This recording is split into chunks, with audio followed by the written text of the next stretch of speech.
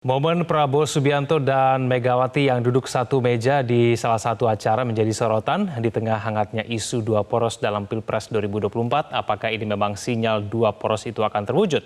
Kita akan membahasnya bersama dengan politikus Partai Gerindra Andre Rosiade dan peneliti indikator politik Bawono Kumoro. Bang Andre, Mas Bawono, selamat sore. Selamat sore Kevin, selamat sore Mas Bawono Kumoro. Ya, terima kasih atas waktunya.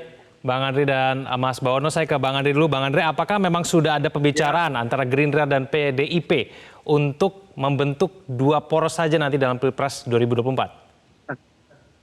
Ya, kalau soal itu tanyakan ke Gus Jazil ya, dari PKB.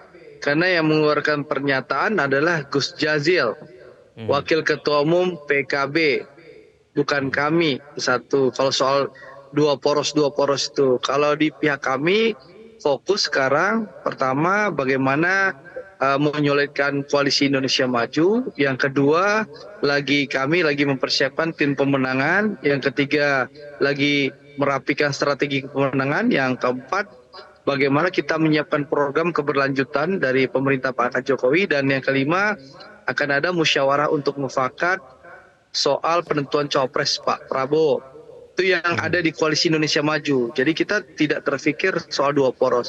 Tapi hubungan Pak Prabowo dengan Bu Mega, selagi Pak Prabowo sangat menghormati Ibu Megawati. Bahkan Pak Prabowo tadi disampaikan Bang Habib pernah menjadi calon wakil presidennya Bu Mega.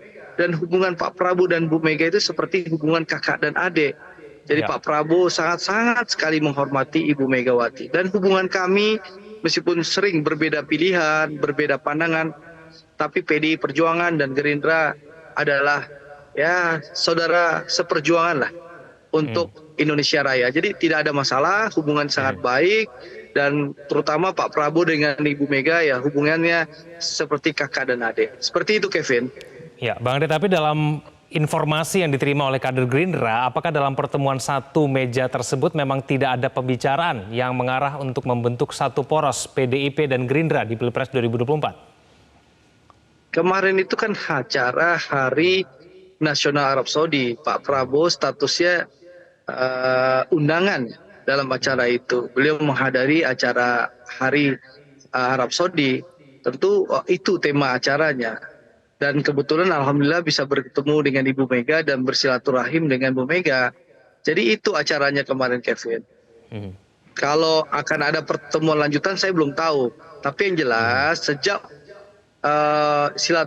Idul Fitri, Pak Prabowo sudah meminta waktu untuk bersilaturahim dengan Bu Mega. Tapi mungkin ada kesibukan dari Ibu Mega sampai saat ini belum ada waktunya. Tapi di berbagai acara Pak Prabowo terus bertemu Ibu Mega di berbagai kesempatan yang ada, termasuk di HUT ke-78 17 Agustus yang lalu, HUT RI yang ke-78, dan juga kemarin di acara Hari Arab Saudi. Jadi pertemuannya sering, tapi pertemuan silaturahim berdua itu belum sempat karena mungkin Bu Mega masih sibuk waktunya. Seperti itu. Tapi hubungan Pak Prabowo dan Bu Mega sangat baik. Pak Prabowo sangat menghormati Bu Mega dan Pak Prabowo menganggap Ibu Mega adalah kakaknya. Seperti itu Kevin. Ya, Mas Bono melihat hubungan yang baik antara keduanya, apakah memang mungkin membentuk poros sendiri dalam Pilpres 2024? Anda melihat ada peluang itu? Ya, Mas Kevin Egan, memang dalam politik selalu ada kemungkinan ya, kan politik itu sendiri ada art of possible gitu ya. Tapi seberapa besar kemungkinan itu bisa terjadi, nah itu kan yang harus kita lihat dengan cermat gitu. Sebenarnya wacana peleburan berkoalisinya antara Pak Prabowo dengan Pak Ganjar itu kan sudah sempat muncul di akhir tahun lalu. Ketika misalnya ada satu momen Presiden Jokowi mengajak kedua tokoh ini mengunjungi petani di Kebumen. Dari situ kemudian muncul isu atau wacana bahwa kedua tokoh ini akan bersanding sebagai pasangan calon. Namun memasuki tahun 2003, di mana kedua tokoh ini secara elektabilitas semakin kompetitif dalam survei-survei yang dilakukan oleh sejumlah lembaga survei termasuk indikator, elektabilitas kedua tokoh ini kan saling berhimpitan gitu ya. Hampir selalu dalam rentang margin of error. Gitu. Nah, kemudian juga karena itu dengan sendirinya wacana berduetnya dua tokoh ini kemudian agak meredup hingga kemudian beberapa minggu lalu dilontarkan oleh petinggi PKB Pak Jazilul Fawait bahwa ada kemungkinan dua poros dengan bersatunya Pak Ganjar dengan Pak Prabowo. Tapi saya melihat kalau kita melihat dinamika hari ini dan data survei hari ini, rasanya sulit membayangkan kedua tokoh ini akan bersanding. Pertama, dari sisi Pak Prabowo, dari sisi Partai Gerindra, ini adalah momen yang baik bagi Pak Prabowo dibandingkan misalnya pemilu 2019 lalu dalam hal memenangkan pemilihan presiden mendatang. Karena kita lihat Pak Prabowo saat ini elektabilitasnya sangat bersaing, dan kalau kita lakukan simulasi head to head, andai kata Pilpres dilakukan 2 putaran, itu Pak Prabowo memiliki kemungkinan untuk unggul. Nah, sedangkan dari sisi PDIP sendiri, dari sisi Ganjar Pranowo, dari sisi Ibu Mega, belum pernah terjadi koreksi keputusan politik dari PDIP, dari Ibu Mega, selama Pilpres berlangsung di era reformasi gitu ya. Artinya baik di 2009, baik di 2004, 2009, 2014, 2019, PDIP tidak pernah melakukan koreksi terhadap keputusan politik yang telah dibuatnya. Jadi sekali memutuskan seseorang untuk maju sebagai bakal calon presiden dari PDIP, itu tidak pernah dikoreksi. Jadi saya melihat dengan mencermati dinamika hari ini dan juga realitas-realitas politik tadi, agaknya sulit untuk kedua tokoh ini bergabung dalam satu pasangan calon. Oke, Bang Andre, pernyataan mengenai pembentukan 2 poros saja di Pilpres 2024 yang diawali oleh pernyataan Gus Jazilul Fawait itu kan kemudian direspon dengan tidak ada penolakan yang disampaikan, baik itu dari sejumlah kader PDIP dan bahkan mungkin ada kader Gerindra. Semuanya tidak ada yang langsung mengatakan penolakan terhadap rencana 2 poros itu. Semua masih membuka kemungkinan itu bisa saja terjadi. Bukankah ini sinyal sebetulnya ada peluang bagi Gerindra dan PDIP untuk membentuk 1 poros sendiri, Bang Andre? Kan sudah kami bilang, sangat sulit dan rumit. Karena tadi Bawono sudah menyampaikan, PDI Perjuangan tidak pernah merubah keputusan yang sudah diambil. Keputusan Ibu Mega sudah diambil bahwa Mas Ganjar calon presiden. Dan kami pun Partai Gerindra sudah memutuskan Pak Prabowo adalah calon presiden tahun 2024. Bahkan alhamdulillah Koalisi Indonesia Maju sudah mencapai dukungan 45% suara di kursi parlemen. Jadi itu yang terjadi. Jadi sangat sulit bagi Gerindra maupun PDI Perjuangan untuk merubah keputusan masing-masing. Jadi sangat sulit dan rumit. Tapi yang menarik, ini yang menarik ya.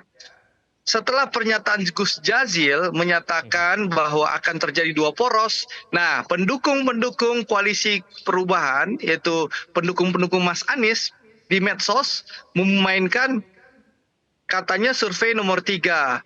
Kok nomor 1, nomor 2 mau bersatu? Jadi menurut saya pernyataan Gus Jazil itu hanya lucu-lucuan jebakan Batman dalam rangka seakan-akan, mohon maaf, pasangan Amin dikeroyok dan terzolimi. Sehingga ini menimbulkan simpati supaya pasangan Amin naik elektabilitasnya. Analisis saya seperti itu. Karena mungkin, mohon maaf, mungkin Bawono lebih paham daripada saya, pasangan Amin sangat kesulitan untuk menaikkan elektabilitas sehingga dibikinlah strategi baru. Kalau 2 poros seakan-akan pasangan Amin dikeroyok dan dizolimi. Karena di media sosial sudah dibangun narasi seperti itu. Kok katanya nomor 3, kok nomor 1 dan nomor 2 bersatu untuk mengalahkan nomor 3. Jadi menurut saya ini mungkin saja lucu-lucuannya Gus Jazil, atau kedua memang strateginya untuk seakan-akan pasangan Amin ini terzolimi dan dikeroyok. Gitu loh. Sehingga diharapkan ada simpati publik yang bisa menaikkan elektabilitas pasangan Amin. Tapi untuk lebih jelasnya tanyakan kepada Jazil Fawait yang mengeluarkan pernyataan itu. Kalau di kami tidak pernah berpikir 2 poros, kami siap bertarung di 3 poros. Itu sudah kami siapkan. Jadi tanyakan ke Gus Jazil yang mengeluarkan statement. Saat ini kita lagi melakukan konsolidasi dan persiapan tim pemenangan serta menentukan cawapresnya Pak Prabowo. Tapi sekali lagi, dalam politik tidak ada yang tidak mungkin, tapi sangat sulit dan rumit, nyaris mustahil. Itu yang mungkin bisa saya sampaikan. Terima kasih. Oke, ini saya ke Mas Bawono. Mas Bawono, menurut Anda dua poros ini menguntungkan siapa sebetulnya? Ya, sebelum bicara menguntungkan siapa, saya ingin mengatakan siapa yang dirugikan gitu ya. Kalau Pilpres 14 Februari 2024 mendatang hanya dua poros, yang dirugikan tentu saja adalah pemilih publik gitu ya. Dalam dua pemilu terakhir kita sudah disuguhkan oleh dua pasangan calon saja.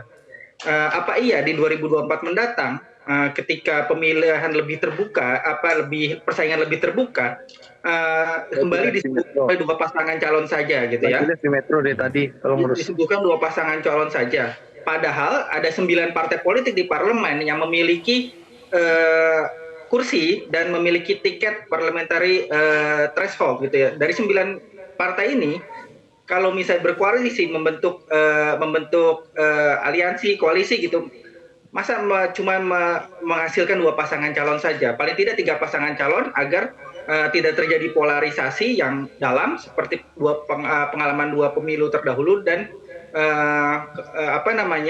publik juga disuguhkan oleh pilihan yang beragam gitu. Nah, siapa yang diuntungkan? Saya kira yang diuntungkan tidak terlalu jelas juga. Publik jelas dirugikan, dan kalau dari sisi kontestasi juga pasangan calon juga belum tentu diuntungkan dengan adanya dua pasangan calon.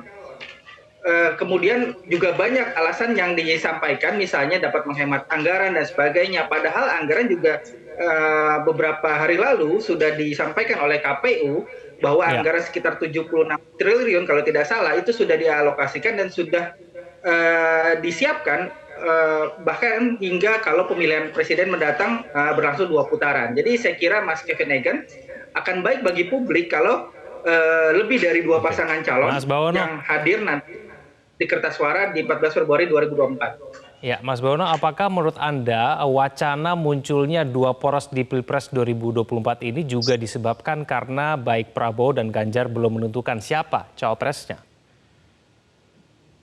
Ya, itu bisa saja gitu ya. Tapi mungkin saja ini bagian dari strategi masing-masing di koalisi Pak Ganjar maupun Pak Prabowo bahwa akan menentukan cawapres di last minute gitu ya. Tadi seperti saya sampaikan bahwa dalam politik mungkin, tapi sangat rumit sekali membayangkan, paling tidak kalau kita kembali melihat data survei per hari ini, bahwa kedua tokoh ini dapat bersanding sebagai satu paket pasangan calon. Siapa yang mau menjadi cawapres? Gitu. Pertanyaannya kan paling sederhana itu, siapa yang mau menjadi cawapres? Padahal elektabilitas kedua tokoh ini saling berhimpitan gitu ya. Artinya saling kompetitif dan saling bersaing. Selalu dalam margin of error, batas margin of error. Artinya kan dari sisi itu, secara logika sangat sulit baik Pak Prabowo maupun Pak Ganjar itu ditempatkan dalam posisi nomor 2, RI 2. Selain juga tadi saya sampaikan bahwa dari sisi PDIP belum pernah ada mengkoreksi keputusan politik yang sudah dibuat oleh Ibu Mega, oleh PDIP Perjuangan, dan juga dari sisi Pak Prabowo tadi.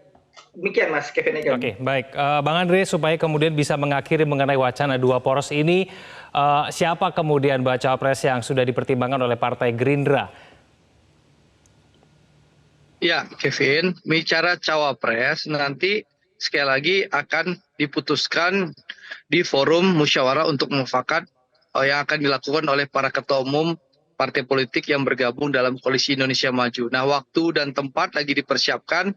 Tunggu saja hasil kesepakatannya. Jelas cawapres yang akan dipilih oleh para ketua umum ini akan membantu Pak Prabowo memenangkan kontestasi. Itu yang pertama. Yang kedua, bisa membantu Pak Prabowo dalam menjalankan roda pemerintahan yang merupakan keberlanjutan pemerintahan Jokowi sebelumnya.